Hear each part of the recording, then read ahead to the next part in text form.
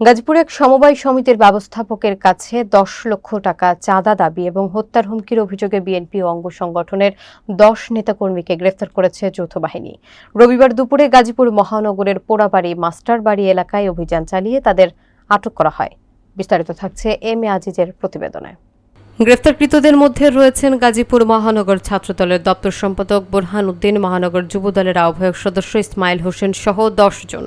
অভিযোগে বলা হয়, সৃজনী ক্ষুদ্র ব্যবসায়ী সমবায় সমিতি লিমিটেডের শাখা ব্যবস্থাপক সোহেল রানার কাছে চাঁদা দাবি করা হয় এবং অস্বীকৃতি জানালে তাকে প্রাণনাশের হুমকি দেওয়া হয়।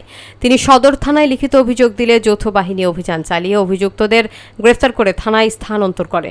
গাজীপুর মেট্রোপলিটন পুলিশের ওসি মেহেদি হাসান জানান, আটকদের বিরুদ্ধে আইনগত ব্যবস্থা নেওয়া হচ্ছে।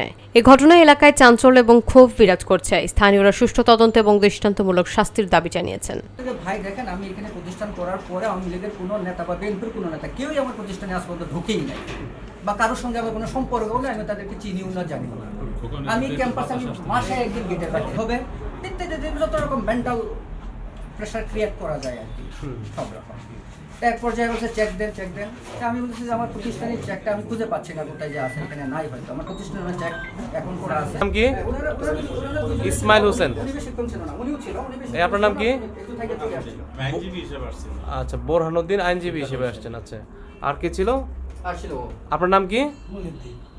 জোরে বলেন। মহিউদ্দিন। হ্যাঁ, তারপর ওখানে নিয়ে যায় বলতেছে যে এই কেসটা উইথড্র করে নেবেন, এটা হলো ১ নম্বর শর্ত।